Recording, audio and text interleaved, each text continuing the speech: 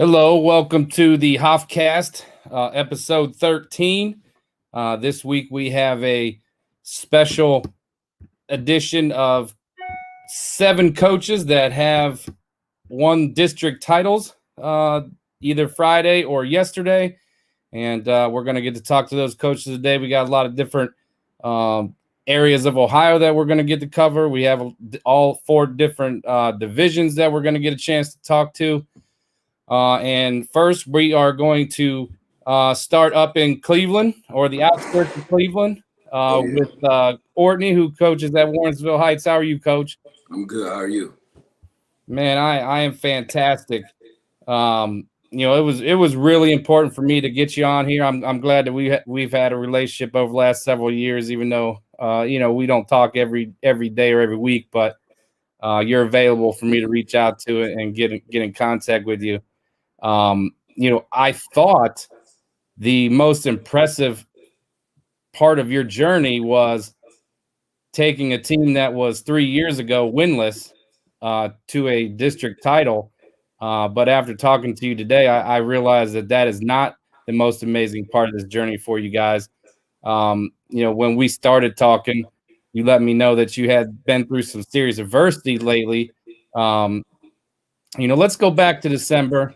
We talked about it. We don't have to go through the detail that you and I discussed, but you were involved in an incident of a gun violence incident that was unprovoked. And can you just kind of give us a little bit of information about how that went and how you recovered through there? Well, December 27th, it was around in between 8 to 8:30. I was about to enter my family's restaurant, and I got out the car, maybe took like 6 steps, and somebody ambushed me and gunned me down from behind. I was shot 7 times. Broke my femur. One of the bullets broke my femur, so I have a rod from my hip to my knee. Got grazed on the left side of my head.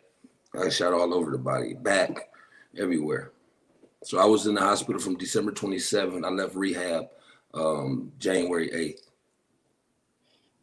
Courtney, at that point, man, basketball has to take a back burner. What was it like just being in a situation like that a lot of us just can't even fathom? Like, your life is literally flashing before your eyes. What was the thought process at that point? Well, to be honest, I'm gonna be honest with you. I never thought about dying. Because I knew it wasn't up to me if I lived or if I didn't. So I never thought about that. I just knew I had my 3 sons I had to be here for, and my daughters, and all my basketball girls. I know how much I mean to a whole community of people, and, different people who I don't work with in life. So my thing was, let me get out this hospital so I can get back to doing what I do, and that's coaching basketball. Now, we also discussed through that tragedy, maybe, potentially could have saved your life in a certain aspect. And, like you told me, when you were in the hospital, they actually found a growth in your kidney. Mm-hmm. And you guys just won the district championship yesterday. You had surgery on Friday to have this growth taken care of. I mean, what kind of warrior are you? I mean, was it always your intent to have that surgery and coach no matter what, or were you just kind of feeling it out and seeing if you were going to be able to? I was going to be there no matter what. If I had to go in a wheelchair, I was going to be on that sideline. The group of young ladies. I only have 7 girls in the program. I don't know if a lot of people know that. We don't have freshmen. We don't have JV. We can't scrimmage amongst each other. We just train and develop mental toughness. So with 7 girls, I know they was counting on me, and I had, my assistants when I was out, they stepped in. They did a wonderful job, but I know as the captain of the ship, I know I needed to be there. How important it was. How many games did you miss through all this? I want to say 4 or 5, maybe 4 or 5. Now let's go back to what I thought was the to me, it's just absolutely miraculous. I haven't been in girls basketball forever. Give me about 10 years, maybe 12. Right. I don't remember hearing about, seeing, or knowing about a turnaround in 3 years. A team goes from 0-23 to appearing in the regionals. Just, for all the listeners out there, what did that take? Like, how it didn't happen overnight, clearly. Just walk us through that 3-year process. How did you approach that? Okay, let me tell you. First of all, when I took over, they was 0-20. They was 0-46. Oh, when geez. I took over, they hadn't won a game in 2 years. But just telling them when I came in the door, my first season, I said, "Listen, I'm just here. We're here to win one game." You know, I had a senior named Lamaya Ford, hadn't won a game in 2 years. We here to win one. We here to win one game. We win one game. We did our job, and we ran off 9 straight. And they start believing, and they start believing they can win, and they start buying into what we was doing. And I think we ended up winning 16 games that year. Following year, I think we might have won like 16 games, maybe 15, somewhere around there. But it was just develop the winning mentality. It was just, it's a formula to winning. You just can't go out there because you got athletic players or players who think they good. It's really a formula, and you have to really, get them to buy in. The game is really 90% mental, and that's how we get it done. I know you from your AAU days with Ladies First. You guys really got after it, and you guys were kind of like the gold standard of full court pressure. Is that an identity of Warrensville Heights, or with 7 kids, do you kind of tame that back a little bit? So it's kind of hard to do. During the regular season, yes, we use it for conditioning. During regular season games, but in the playoffs, no, because I know you have to win in the playoffs. You have to win in the half court. And that's what we was able to do against Elyria Catholic and Norwang, who was 2 great teams. But I knew in order for us to move on, we had to win in the half court. And so that's, 7 players in practice, all you can do is play half court. So, yeah. And that's what we did. No, you're absolutely right. I think a lot of coaches lose sight of that.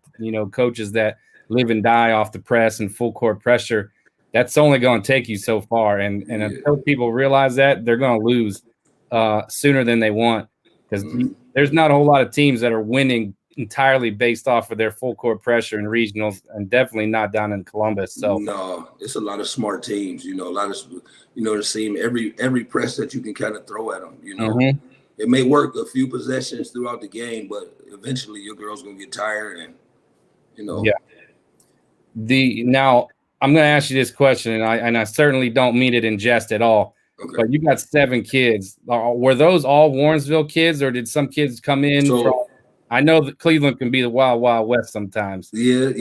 So the way I look at it like this, with me, let's see, 1, 2, 3.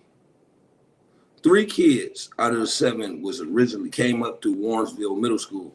But we don't have a program at the middle school. Like we really don't. Like people at the middle school, I'm sorry to say it, basketball is not their biggest concern. So we just don't have no kid who played 8th grade basketball last year played this year in high school.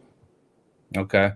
No kid at all. So I just got to get it done away. And then the relationships I have for most kids that do play for me, it's kids that I had, in the 3rd grade and 5th grade, and kids, I've been a father figure too. That's came on board, and families trusted me. And I think it was a great situation. A lot of people don't know about the academics that Warrensville have. So a lot of them kids, get to go to college, take college classes while they're there. And one student, Maya Goodman, she's graduating on the top of the class. So, it just afforded them opportunities that they didn't have where they was at before. Now, I can imagine that Warrensville Heights probably doesn't have a tremendous, rich tradition for success. Can you just kind of express to us what it meant to those kids the community? The community. It's a big basketball community. I don't know if you're familiar with our athletic director, Brian Swift, but he played at Warrensville. They won a state championship at Warrensville. So on the boys' side, Brad Seller, he's our mayor. He played at Warrensville. So that the city was there. They so grateful. It's the first time in Warrensville history for the girls that they ever made it to the district and made it to won the district championship. So it's the first time in history. Now you got South Range coming up. Obviously, that's a whole nother animal and a whole nother level of athleticism.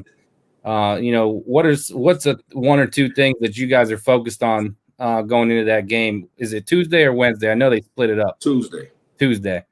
What's kind of the focus of you guys to kind of to get the job done? Just playing defense. That's going to every game. If you watch our game against Elyria Catholic, if you watch our game against Norwayne, you had Elyria Catholic. I can't think of her name. She had 33 points. I think her teammate had 17.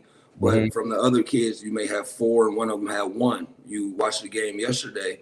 One kid had 27 and the next score might have been 7 or 8. I might be wrong.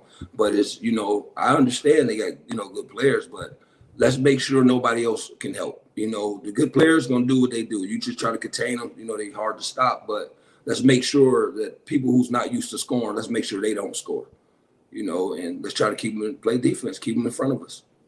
Absolutely. Hey, Orton, man, I'm going to touch base with you here in a couple of days. I'm going to keep an eye on that game. I don't think I'll be up there, but it is good to catch up with you, man. And I'm sorry that you've gone through this stuff, but man, you are definitely the illustration of facing adversity and just being persistent. So I know your girls are getting a great example from you. Maybe if you were really good, you could have gotten Sellers over the last couple of years. Hey, listen, and that's the mayor. Hey, he's the mayor. But recruiting is illegal, so I can't do that. Absolutely. People just move into the city, and I coach whoever show up.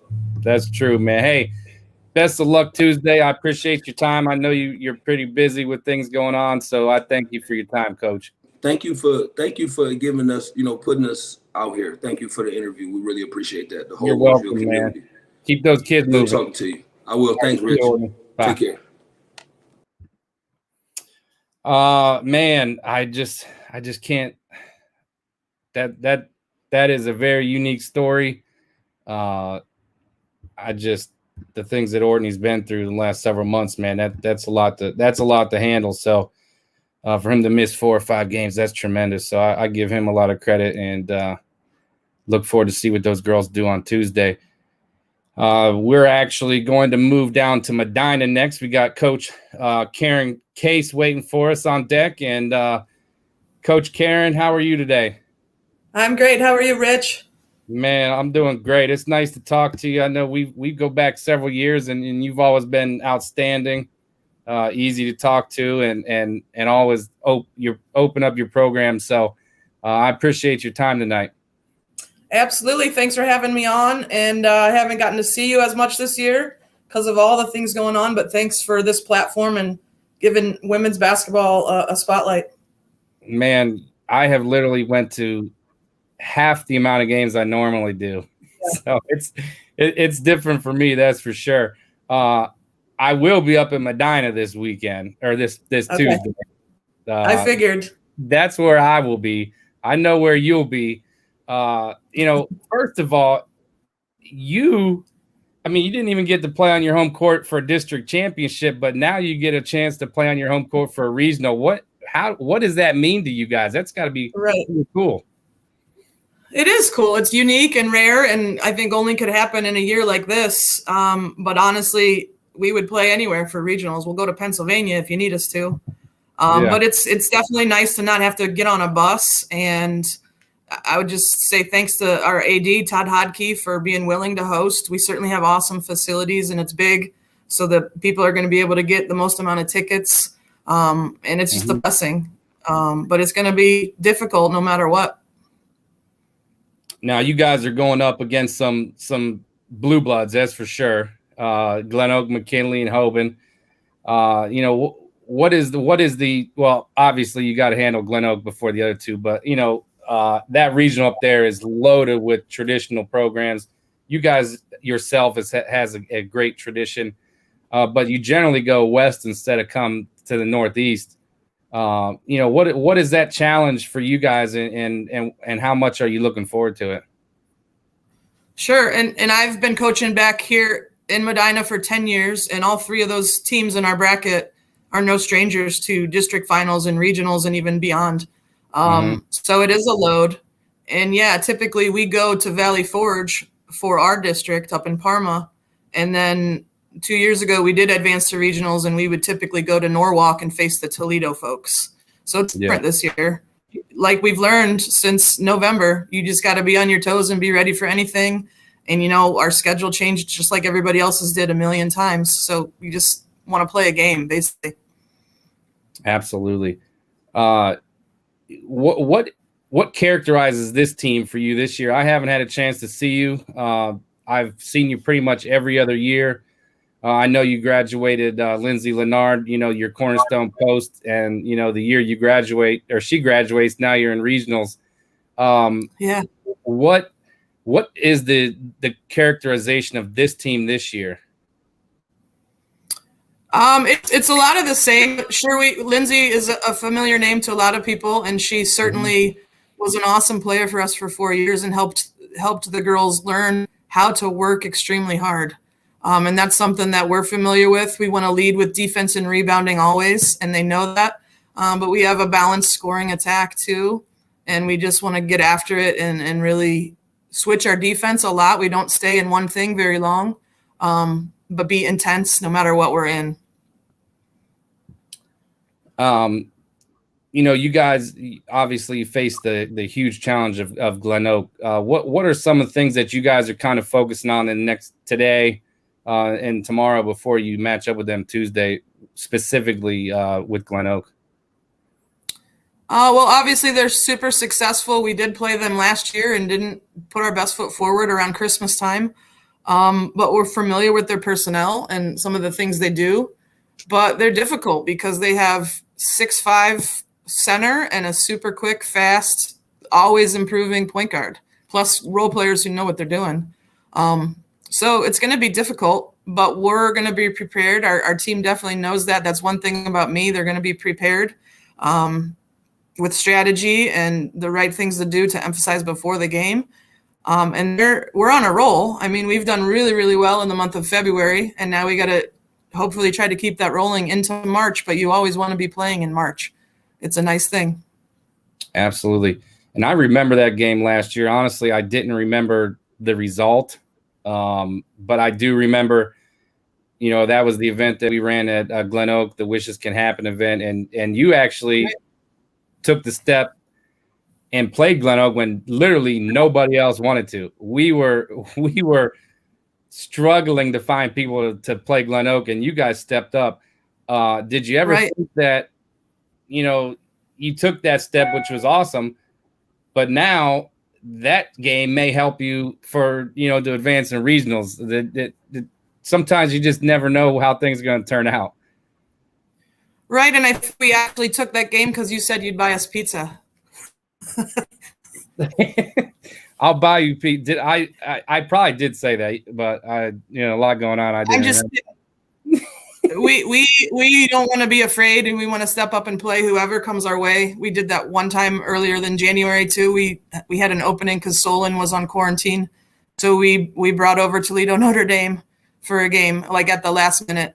And obviously they're awesome and one of the top teams in the state too. But I think playing that caliber of team and obviously someone like Grace Van Sluten gets you better. And we played really well up until the last 4 minutes of the game. And then it kind of fell apart, but that helped us get to the point we're at right now. Give us again, I have not been able to see you guys this year. I know some of your personnel. Could you give for the listeners around Ohio, can you give us a couple of your players that should be important pieces this week? Yeah, absolutely. We have 5 seniors, and they're awesome kids. They're super intelligent in the classroom, and they've been playing since 3rd grade, as a lot of teams have. But we lead with Sarah McKee, who is a 6'2" forward, but she plays every position for us, and she'll be headed off to Ashland next year. She's our leading scorer and leading rebounder and kind of does a lot of everything. She's a tremendous defender also. And then Shannon Wojak is another senior forward. She's going to go to Ohio Dominican next year to play. We have Haley Tripp, who's a junior in our starting lineup. Elizabeth Stewart, who is a phenomenal tennis player, but is one of our outside shooters. And then Allie Dwyer is our starting point guard, and she actually has had 2 ACL surgeries as a sophomore and a junior, and she's back, and she has done so much work to be resilient and determined and healthy, and she's played in every game and done a good job for us as our point guard. I can remember sitting at Barberton in the cafeteria after the first time I seen McKee and Dwyer, and I thought they were both excellent. And yeah, I mean, it's kind of cool that they're going out as seniors with this kind of ending. And I'm really glad that Dwyer's on the floor. I mean, like you said, she's been through a lot of adversity, and you know, it's nice to have her out there for you guys. But Yep. Coach, I will definitely be seeing you Tuesday. I don't know how I'm going to get in yet. I think I should probably email somebody, but I'll do that tonight or tomorrow morning. But I'm going to be there regardless. Yep. Email me and Mr. Hodke, and we'll make sure you get in. That'll be great. All right, Coach. Hey, I appreciate your time. I know you're probably busy trying to prepare. So, again, thanks for your time. And, hey, good luck Tuesday. We'll see you. Okay. Thanks. Thanks for having me on. All right, Coach. Have a good one. Good night. Yeah, I mean, for a team to be able – I mean, it was something for these teams to be able to cut down their own nets in district. But for a Medina team, they get to play a home game in a regional. That's just fantastic. If they win a home game to be able to advance to the state Final Four, man, that is truly unique. We are now going to move to one of my good friends, Corey Santoro, up at Bellevue. How you doing, Coach? How you doing, Rich? Man, I am doing excellent. My first question is, and I really mean this seriously, how the hell do you have three daughters that scored 2,000 points? That is unbelievable. Well, I'm not sure. And, you know, a reporter asked that earlier today. That's something that was planned. I don't think you ever really plan for that type of stuff. It just happens. You know, anybody who knows basketball knows, I mean, you really can't plan 2,000 points. I mean, No. that's just unreal. And to think that Casey and Corey played together for 3 years, I mean, they were sharing the scoring load too. So, you know, that's just outstanding. That says a lot about, you know, how you brought up your daughters and how hard they work and you know, the stuff that you've instilled in them. So make sure you tell all of them that I said congratulations and man, they are a heck of a basketball trio. That's for sure. Oh, thank you. I'm guessing all three of them outscored your son. Is that right? Yeah, that's kind of the family joke, you know. But he still says he's the best player in our family. Funny. He might be the coolest, but they all outscored him, and that's going to be hard to live down. Yeah, you're right. Well, tell us a little bit about this Bellevue team. You know, you're a team that I've been familiar with ever since Carly was playing, and you know, that, man, I don't even know how many years ago that is now, but man, it feels like forever because I can't even remember. I'm just getting old, maybe. I don't know. At 2015 when she graduated. Okay, so I probably man, 2014 maybe is when I caught on to you guys first. Yeah, that sounds about right. Jenna Strayer was playing too. Yeah, that's right. The Stam girl. Gosh, I can't remember her first name, but you got him. The Stam kid. She was tough, hard-nosed kid, that's for sure. Was. You know, what's the identity of this year's team up there at Bellevue? You know, Rich, you know, it's kind of funny. You know, we start out the season I wasn't sure where we're going to be at by the time of the end of the year. And I think we're night and day from where we started at the beginning of the year. You know, we have obviously we have Corey, who's been our main scorer, but we have another guard, Emma Bounger, who's a first team all league player for us, who's really come on strong and been a nice complimentary player to Corey. And Bryn Vogel is another junior guard who's had a solid year for us. And we have another 4-year starter, Gabby Turner, who does all the little things for you. Don't show up a lot of, you know, newspaper clippings, but she does a lot of good things for us. And I just think we're playing well at the right time of the year. That's for sure. I saw you guys last year. I actually got locked out of the dang game. It was the regional game. Who would you play? Was it Perkins, maybe? Yeah, that'd been districts. Oh, was that districts? Okay. Yeah. Yes. I got locked out. They were emptying the gym between games, and I went out to use the bathroom in the fourth quarter of the Shelby game. Couldn't get back in. Of your game. I couldn't get back in until the Shelby game. No. I was a little upset, but speaking of Shelby, you just beat them in the district final. They're probably mad that I'm talking to you, but I don't really care. They're my friend. You're my friend. So, what's it going to take for you guys? What are a couple things that you guys just need to sharpen up on moving into the regionals to make sure that you can make a deeper run? I like the way we're playing team defense right now, and we've got girls buying in on that end, and that's the big thing. I think further you go down the tournament trail, your defense got to be top notch, and I think that's something we can hang our hat on right now. Is we're playing well defensively, offensively. We're getting consistent scoring from two girls. I just need that third and fourth girl. We get it sometimes, and when we do, we can be a pretty scary team. Yeah. Were you doing a lot of yelling yesterday? It sounds like you might be a little hoarse. Rich, after day after game, it takes about a day to get rid of it. But your wife should have some kind of like home remedy for that by now, shouldn't she? You're right. She should. Moving forward, this is your last year to coach one of your own daughters. How does that feel for you? And what's it mean to you that you are able to end coaching your daughters, at least in a regional? Someone asked that me early in the season, and I really never thought too much about it because you're just caught up in the moment. You're coaching, you're preparing, and even though it's your daughter's playing for you, I guess it is coming to an end shortly here, maybe. And I guess I'll reflect on it more after it's all said and done. It has been special, but I just, it's another game to prepare for, and I don't know, I've never really thought about when it's going to be over, I guess.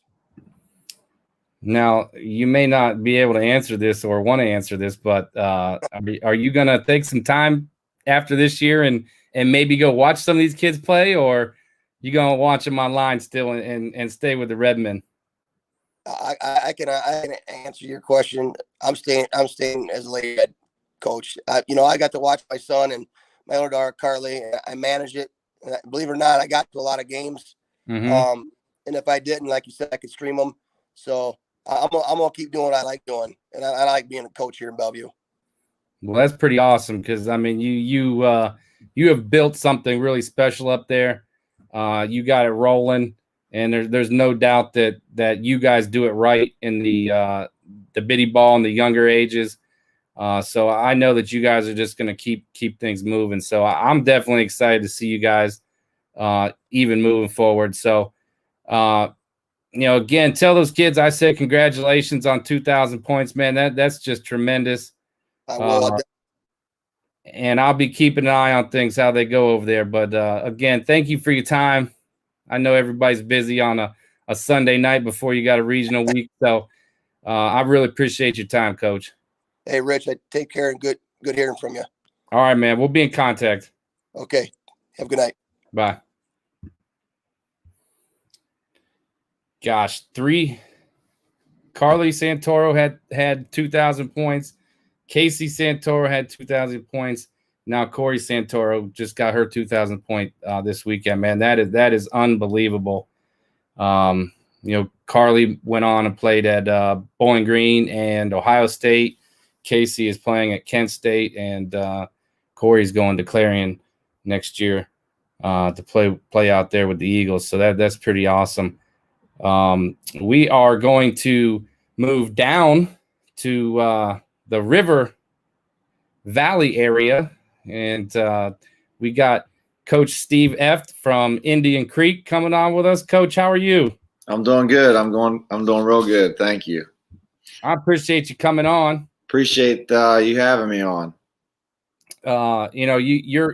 Your name has made the rounds on this show a couple times, so I'm actually happy to finally have you on for a whole segment.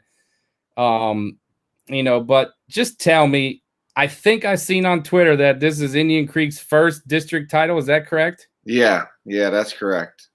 I know for a fact, personally, that Indian Creek has a rabid girls basketball following. What was that celebration like? Oh, it was a lot of fun. Everybody that was allowed to be in there definitely stuck around after the game and watched us cut the nets down. It was just a real special moment in that gym.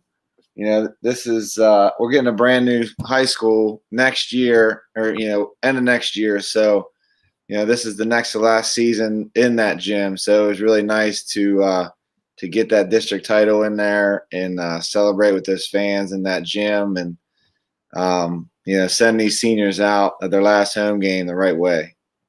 Well, I've got family that live down on the river. Anywhere, and my sister has lived anywhere between Steubenville and Powhatan Point. You name it, she's lived there. I know that there's no rules down on the river. So that celebration had to be crazy. That's all I gotta say. We don't have to go into details, but I know that they were having fun down there in Wintersville last night. You have that strong senior class that you've been, since they were freshmen, they were starters and contributors, and they've really helped propel your program. What's it mean for you to be able to coach a class like that, and not only that, but go out on a huge high note that no class has ever done? Yeah, this is my third year as head coach, but I was on the staff their freshman season, so we knew we had a special group. When they were coming out through junior high and everything, for them to all five stick together though and make it all the way through is pretty unusual. I think to have five girls like that. So we've been working for this for since I got the job. So to send them out like that at home was huge. It just meant a lot to me personally, and to see them fulfill their dream and get to this point. This is what they've wanted, and to see them actually go out and achieve it was real special to me. And Coach Tweedy, I got to give a shout out to Coach Tweedy, my assistant, because he started the youth league I think when this group was like in third grade. And he's been working with this group all the way through, so he deserves a lot of the credit for this as well. That is huge. Any team that, or any school that does not have a youth program, you can tell. The ones that do, you can also tell. Now, one of the things that there's other things, but one of the most impressive things I think about you is your willingness to step out of your comfort zone, play some bigger teams, some better teams, and take some lumps. Now, with this year, I don't know exactly how your schedule went, but I was down at Eastern Ohio to watch you guys play Fort Fry. Wasn't a great outcome for you guys. But games like that, does everybody understand now, like how those were? And now nobody remembers how bad you lost to Fort Fry, right? I still remember, but yeah, I think we've got a great group of parents too. These kids are great kids, and it comes from their parents, and they knew, they understood what I was doing with the schedule, and those teams we were picking up, it was just to get to this level. We wanted to face teams that were better than us potentially, and like you said, take our lumps and get better from it. And, that was a tough one. That Fort Fry loss was a tough loss. I think it was a humbling loss for us. After that, we've played really well since that game. So I think it was a humbling experience for the girls maybe. And it was kind of a wake up call, I guess, because since that game, we've really turned it up, and especially on the defensive end. And, we've been playing some really good basketball. For our listeners around Ohio, I know who your key players are, but can you just kind of go through that for maybe anybody who doesn't know anything about Indian Creek?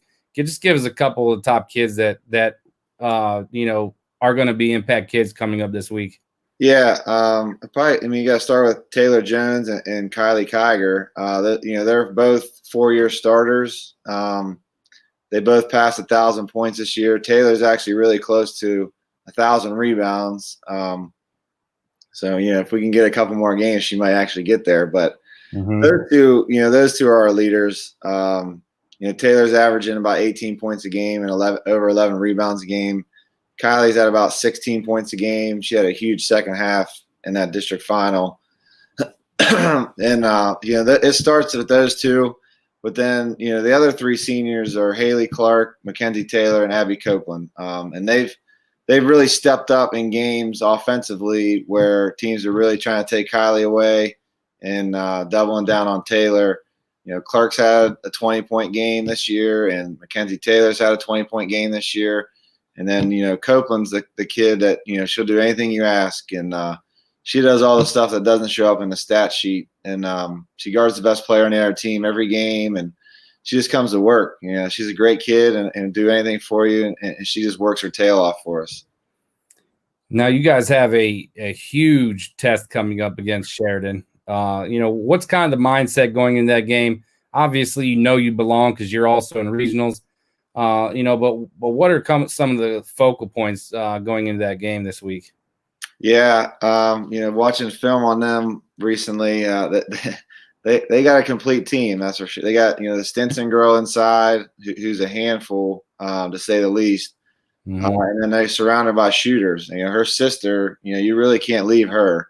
I know I think she's only a freshman, but you really can't leave her. And then the Conrad girl and the Bex, they've been around a while. They've played in big games, this group. So I think this is their fourth district title in a row. Yeah. So they've been on this stage before. So we're gonna have to be ready to go. The 5 seniors we do have, they love playing together and they love being together. So that sense of urgency once the tournament started is kind of set in for us, and we've been playing, extremely hard, and we're extremely focused. So if we can keep doing that, the pressure is really, there really shouldn't be much pressure on us because we're going against the #1 ranked team in Division II, mm-hmm. and they've been there. If we're not, maybe we're not even supposed to be there, but we are. So let's go make a game of this and see what we can do.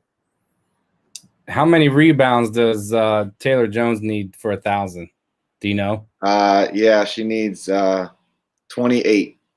Well, tell her I said if she gets 28 rebounds, you're guaranteed to win. I will tell her that. I'll tell her that. You honestly don't even realize that. Again, I enjoy our relationship because you are one of the easiest coaches to talk to. Like as an AAU coach myself, and you're a high school coach, sometimes that relationship isn't, the greatest between those two entities. But you've been just tremendous through the years, and I really appreciate that. We got a couple of your Indian Creek kids coming up the pipeline. So yeah, I got to get to see Gabby Taylor today for the first time in open gym.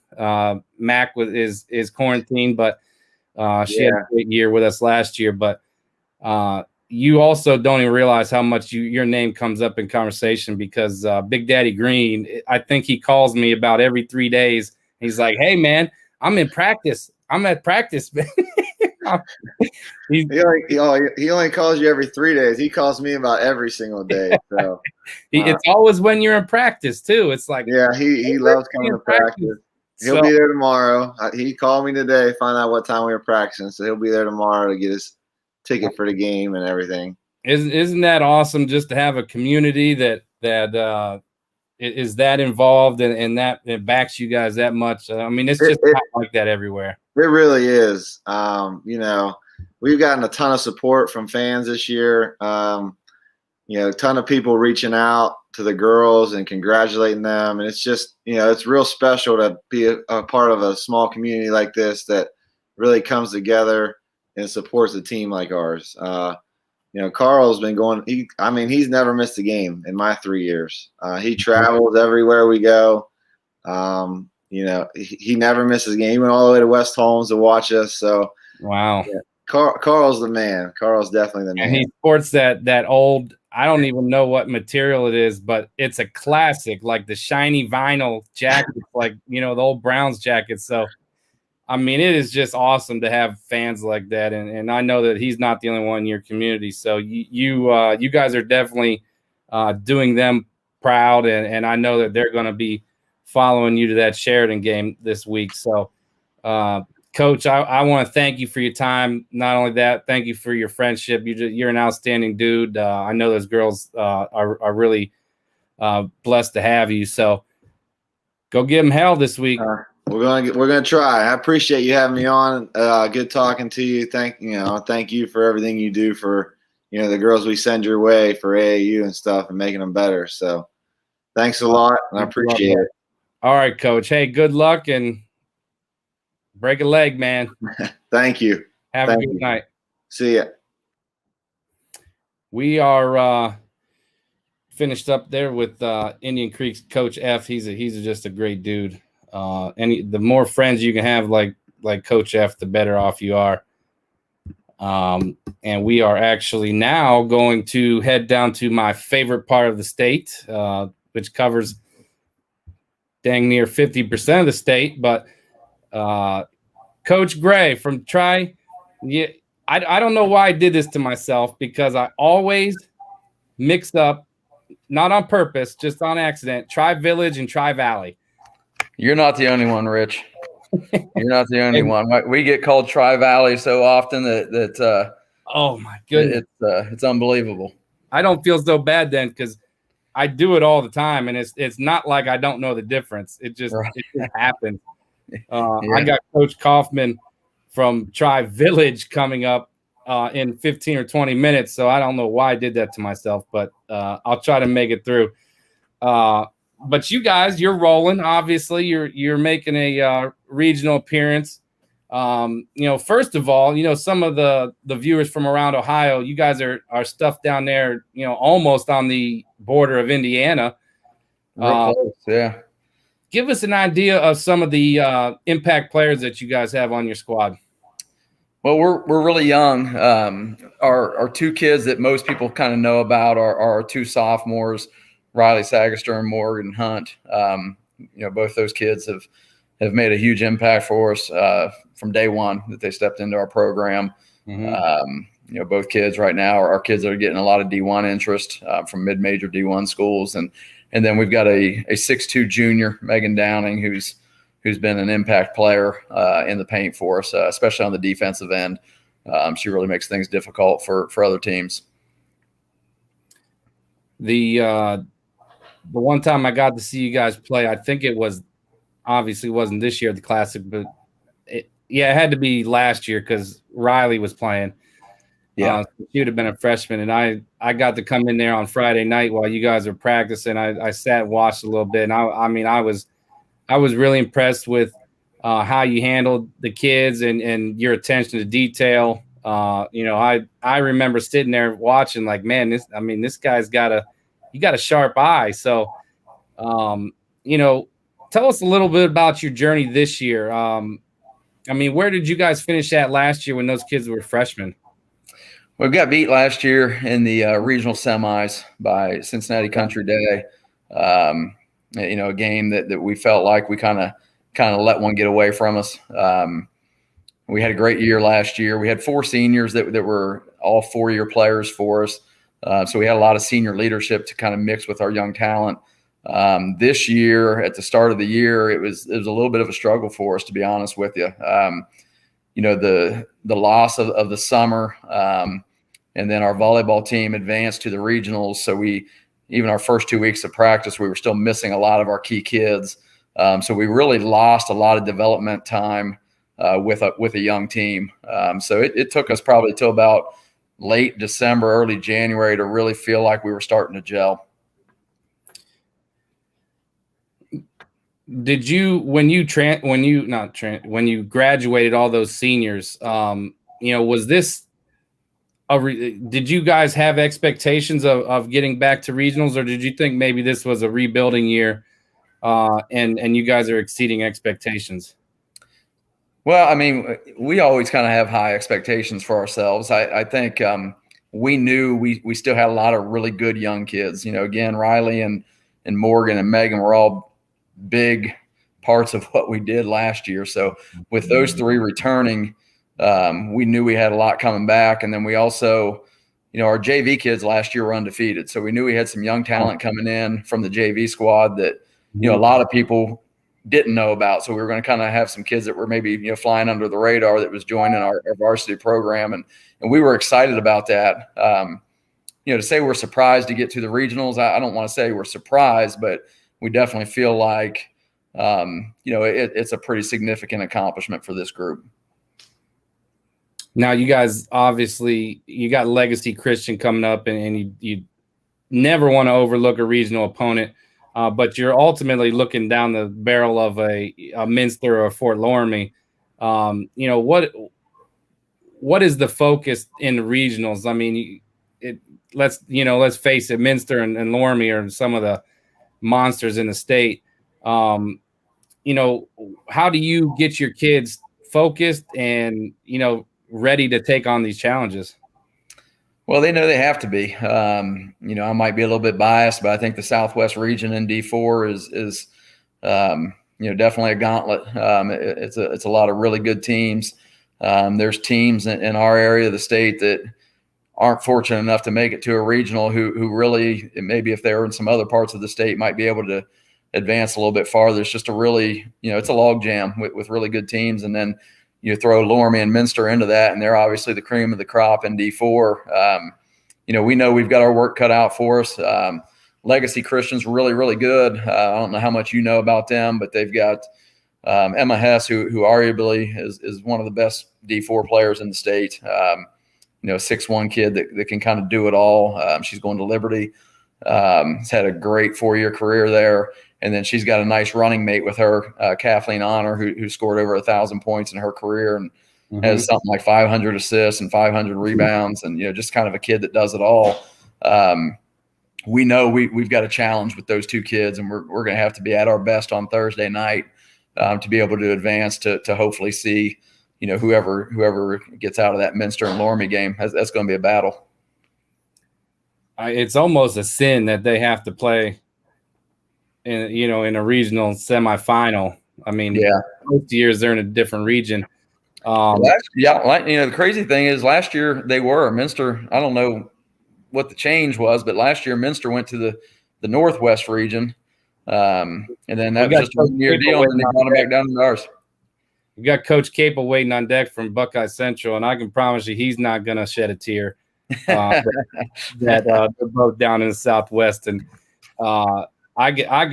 you're certainly not biased. I can tell you right now, you, Minster, and Loramie would all come out of the Northeast district or region. You'd all come out of the Central region. Again, I'm not going to touch that Northwest region because I don't want Coach Capel to be mad at me, but that's half the state. I mean, you're certainly not biased. You absolutely have the toughest region down there with probably the two best teams in D4 in Ohio. So I know that you guys push yourselves, and I like having this conversation with a lot of coaches because I think playing a tough schedule and being able to match up against teams that are bigger than you, faster than you, better than you is a huge component. How do you feel? I mean, I know you have scheduled some of those games, and how do you feel? How much of a benefit do you feel is that for your squad? Oh, I think it's a great benefit for us. We try to beef up our non-league schedule as much as we can, and we're fortunate because we only play 12 league games. So in our conference, it's a 13-team conference. We only play each other one time.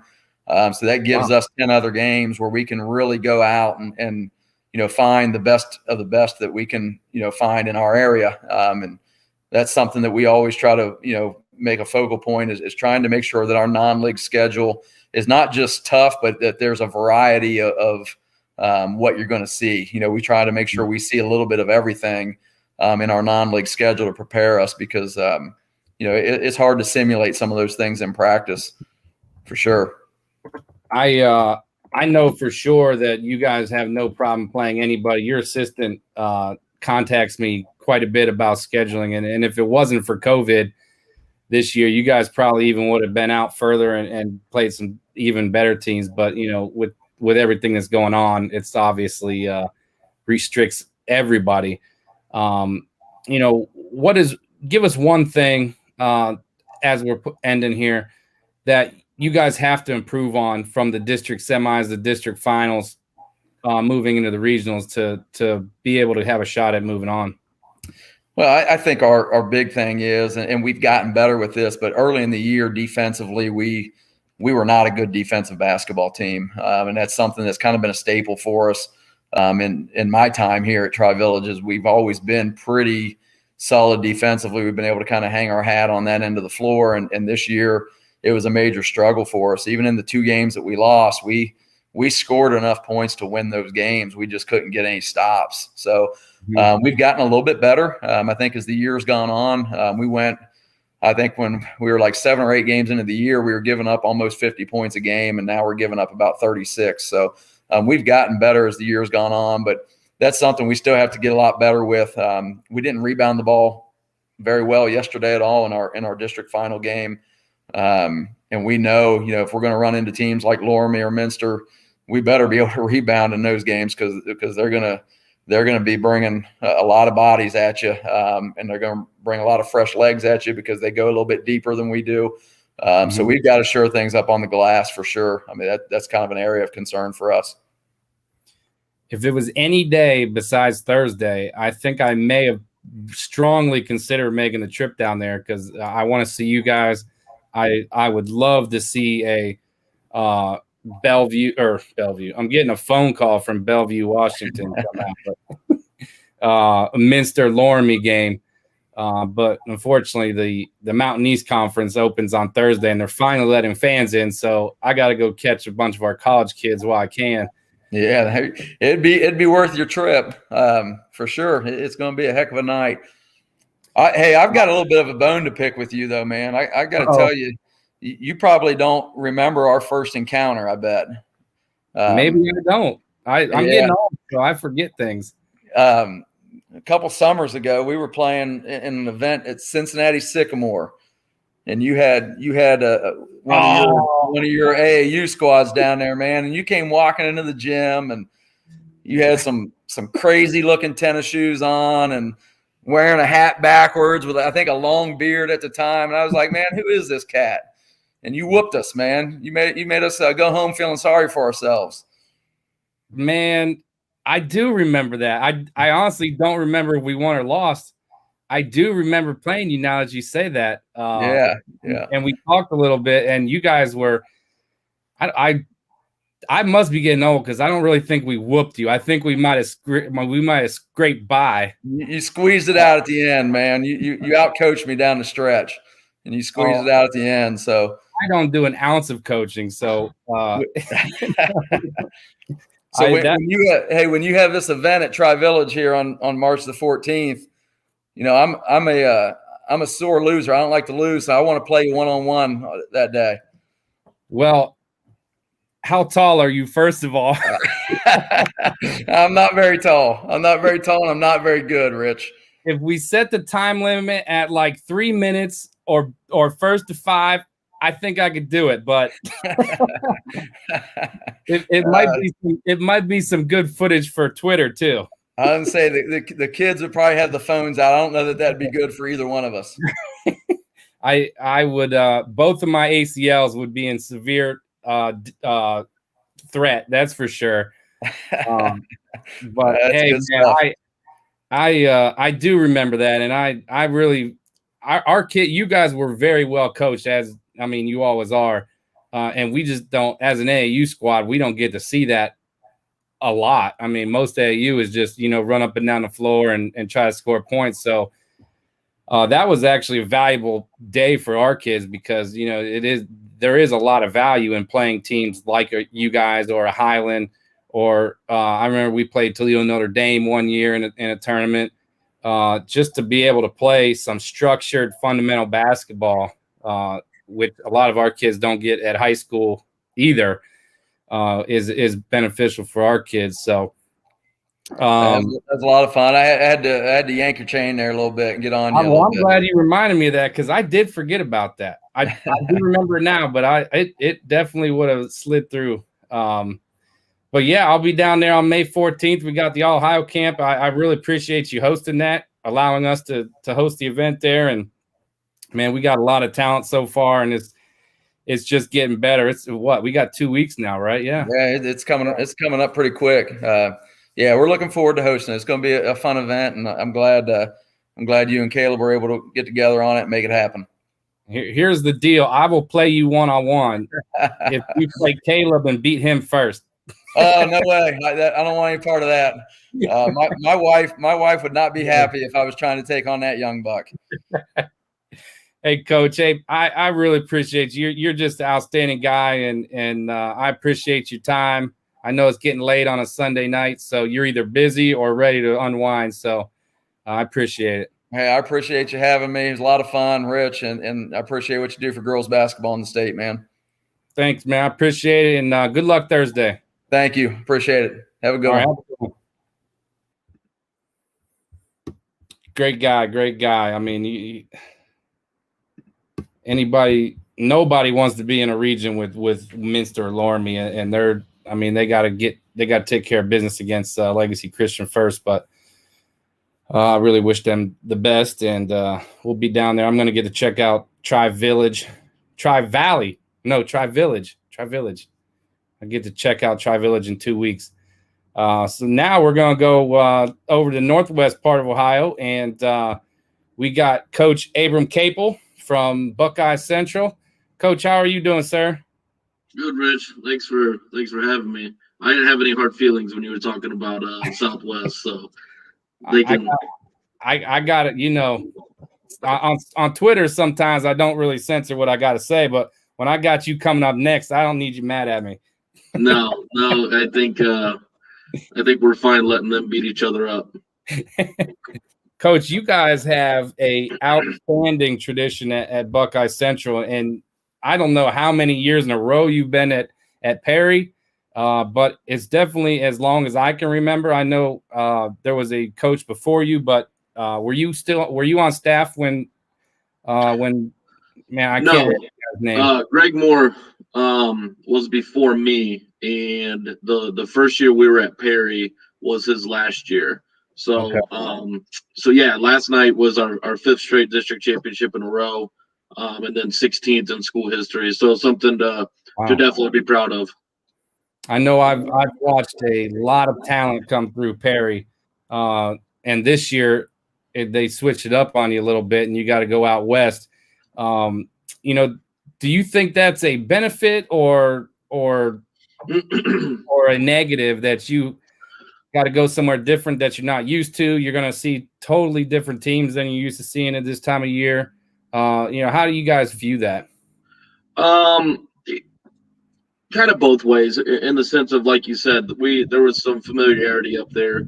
I know McDonald's back, Berlin Center West Reserve. I've had a chance to see them, and we're familiar with that gym. And as you're playing in these different atmospheres, with different backdrops. I know that's one thing our kids talk about all the time. Is like, so that's a little bit different. But at the same time, like, those teams were familiar with us as well, right? So you could take it there, and now we're going west, and everybody, I think, would probably be in agreement that once you get past I-75 to the western half of the state, it's a little bit different basketball.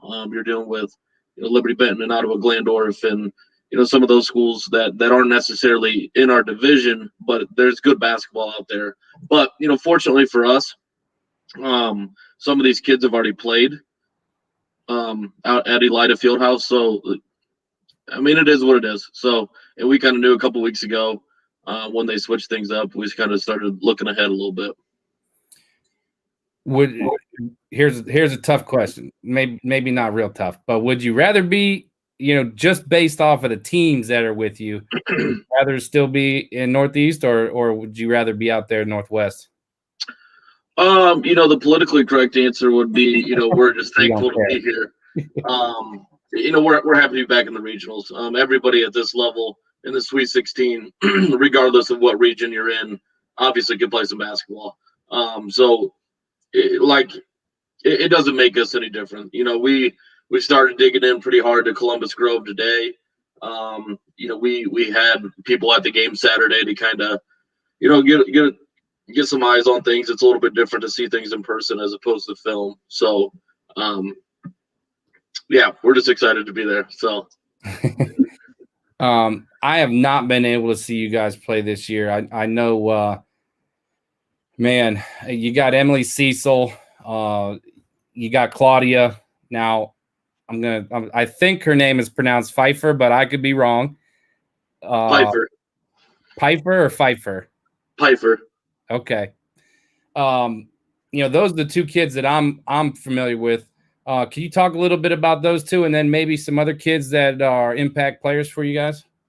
Yeah. So Emily and Claudia are both juniors, and they are 2/3 of what we feel is a really strong backcourt for us. The other being Taylor Ratliff, who's a senior. So Taylor and Claudia both surpassed the 1,000-point mark this year. And Emily would have been there as well, except for she missed all of last year, with a season-ending injury. So, those three are really what make us go. And as a coach, when you have three guards that can handle the basketball, it makes things a lot easier in terms of we haven't seen a ton of pressure because teams just dare not to do it. So that kind of eliminates some things. And, all three of them could shoot the basketball. They're all over 40 made threes on the year. So that helps us stay balanced, makes us a little bit tougher to guard. But those three are kind of where we hang out on the offensive end. And then we have, we play 7. So we have 4 really nice role players who each know what they're supposed to do. And, collectively we've had a good year because of it. Where does this team stack up with the previous 4? Well, maybe the first 2 you may not know a whole lot, but at least the 3 teams that you've coached to regionals, where do they stack up in relation with those other 2 teams? This is the best team I've had. So in the 3 years that I've been here, and we feel confident. We're more athletic than what we have been, which has allowed us to do some different things on the defensive end. And if the season ended today, just looking at numbers, we would hold the school record for offensive points per game and as well as defensive points per game, because right now we're only giving up 31.5 points per game, and which is a testament to all 7 of them. And I know you were kind of mentioning with other coaches, and we did a good job of seeking out some really quality opponents. Like we played Bellevue, we played Shelby, we played Sandusky Perkins, who was significantly better than their record, Ashland Crestview. So we played, 4 schools that were competing in a district championship yesterday. So, we feel really good about that. And to only be giving up less than 32 points a game, we give credit to our defense. And we've worked really hard this year to be better on that end of the ball. So, long story short, this would be the best team that I've had in 3 years. Mm-hmm. Now, and I've asked most of the coaches this. Obviously, don't get into regionals is a big step. What's maybe 1 or 2 things that you guys have to get better at from the district level to now to ensure that you can keep moving? And I know this is going to sound like a really obvious statement is we got to make shots. We feel that our last 2 tournament games, we haven't shot the ball particularly well from the perimeter. And we feel that we're capable of doing so. Mm-hmm. We just haven't shot it as well as what I would have liked to. A little bit we're seeing of Columbus Grove as they play base defense of 2-3 zones. So very much, Syracuse type.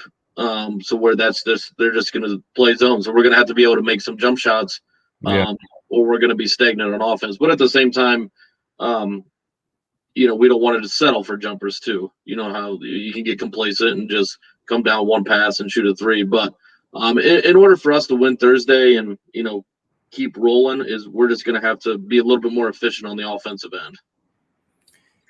And I know that, in the last several years, the Northeast District or region up at Perry has been very, very tough. And you guys have been there the last 4 years. But you haven't been able to get through to state. I don't think, unless my memory is failing me. I don't think they've ever gotten over that hump. How do you approach the kids and say, hey, I know we've came up empty 4 years now in a row. Let's stay after it and let's make this our year. So I will correct you. 2017, 2018, they did get to Columbus. They beat Cornerstone, then they beat Dalton. So Taylor Ratliff, who was a freshman on that team, they got, they were able to get there. But what you're saying is, the last 2 years we have fell short, to the hands of Cornerstone Christian, who's a phenomenal program, well coached, and they were just better than us. I like last night when we did win. Yeah, we were excited, but it was very much more of a feel of this is just another step, and we have things left to accomplish. And our tagline and our shirts all year have said unfinished business, because our goal is to take that next step and not to be satisfied to get to the Sweet 16 or get to the Elite Eight. Is, we want to get to the Final Four and have a chance to play at Dayton. And like you said, get over that hump. So I do think that mentally we're engaged and focused on, that kind of being what our ultimate goal is, and not being satisfied with just another district championship. Well, Coach, I want to wish you luck this week. You guys play Thursday as well, right? I think Thursday night. Yeah. Well, again, I thank you for your time. I know things are a little hectic leading up to regional games, so I appreciate you jumping on with me and sharing Buckeye Central with all of our viewers. And best of luck Thursday, Coach. Absolutely. Thanks for having us. Appreciate it. All right, we'll talk to you later. All right, sounds good. We are going to move down to the Columbus East Central. Well, yeah. How would you guys describe your regional leg? Well, we're really happy to be there again this year. This has been kind of an unconventional year. We've been quarantined twice as a team. We've had some injuries, and we just find a way to keep getting it done. And I'm really proud of our girls for that. I mean, you guys are no strangers to the district championships and regional rounds. I know last year you graduated a really solid senior class. What was the approach this year to just keep things moving and let's continue doing great things? Well, I would like to talk about our last year's senior class, because they kind of laid the foundation. I can remember their freshman year, they came in and we knew they were good players. And I think we started out the year 2-4, and we were like scratching our heads, wondering what's going to happen. And we figured it out, and our kids they play hard. They played together. We ended up going to the regional finals that year. And after that, then we bumped up to Division I for a couple of years. So then last year, they got their opportunity again when we went back to 2, and they took advantage of it. And of course, then COVID shut us down. But so they kind of laid the foundation. They showed our girls kind of what it takes, and their commitment was second to none. And now the bugs, all our girls got the bug now. They understand what it takes, and they want to be a part of it. Yeah. Now, you guys were last year when the season ended, you guys were in Columbus. You weren't on the floor, but you were on deck. You were going to be playing the second game. As I know you've probably heard this question many times, and hopefully it gets less and less the further it gets away. But, knowing that you did have that really talented senior class that you've been through a lot with, and it ended the way it did, what was that like for you and your squad? And just walk us through that a little bit. It was one of the most difficult things I've been through. Like I said, those girls, we've cried together, we've sweated together, we've shed blood together, and for them to not get that opportunity to showcase themselves in that environment, it was pretty difficult. But like I told our girls this year, you can't control some things. You can only control your effort, your attitude, and that's kind of been our calling card. Is we've just kind of, I don't know, 10 years ago, I don't know how I would have handled it, but these girls helped me handle it well too as a coach, because they keep plugging away and they keep doing what they're capable of doing. And I'm really proud of them for that. Now, I know I've seen you guys play at the Classic, so I'm a little familiar with some of your main pieces. But for the people that are listening that may not be familiar with your squad, can you just talk about a couple of the main pieces? Sure. Well, we have 2 starters back from last year. We have a senior in Riley Tracy. She started for us all the games last year. She ended up being our second leading scorer last year. She averaged close to 10 points a game. And so she's back, and she's really improved as a shooter. She's really athletic. And she's our second leading scorer again this year. And then we have Lexi Howe, who's a 10th grader for us. So as a freshman last year, she led us in scoring. Her sister actually was a senior last year, so that was kind of neat for their family too. Mm-hmm. And I think she's averaging close to 16 points a game as a sophomore this year. So she's having a really good year. And then we also have Anna Krupa stepped up as a junior for us this year. She came off the bench, played good defense last year, but she's kind of emerged as our third leading scorer this year. So she's a very capable shooter and always draws the task of guarding the other team's best player too. And then we have just a outstanding group of girls that just play their roles really well. Janie McLaughlin's a great defender for us. Taylor Duper's made the most of her senior year inside. And then we have a couple freshmen that are really playing big minutes for us. Carly Rose off the bench and Eva Dittmar, a freshman inside for us. So she's 6 foot and she alters a lot of shots. Now, down the Classic was the first time that, I saw you guys last year play Jackson at Glen Oak. And, but at the Classic, the Riley Tracy kid really stood out to me, and she had a great game. She's definitely a kid that has really stepped up. Well, sounds like she had a great year last year as well. What would it mean to this team to continue what they started last year, what last year's squad started? I know you got 2 games to get back to Columbus, and you got a huge challenge. Obviously, any regional game is a challenge, but you do ultimately have Sheridan standing in the way as well to get to Columbus. What would it mean to you in this squad to continue what was started last year? Well, I think every coach probably feels this way, but I feel like our kids deserve it. They've, all summer they worked on their skills. The first time we were quarantined, we were on Zoom. They had a basketball. They were doing shooting workouts outside with me telling them what to do. The second time we were quarantined was right in the middle of the season. It was cold. They had gloves on, winter hats on, and we were conditioning outside in the snow. Mm-hmm. They've done everything we've asked them to do. And, I just want them to be able to showcase their talents because I'm really proud of them. Now, this is more of a broader question because you are a Highland guy. Dave and his brother Mark very well, I'm sure. Are there what kind of similarities, someone from the outside that may know Highland but not Tri-Valley, what's some of those similarities that you try to instill into your program? Well, both those guys you mentioned are outstanding coaches and just outstanding people as well.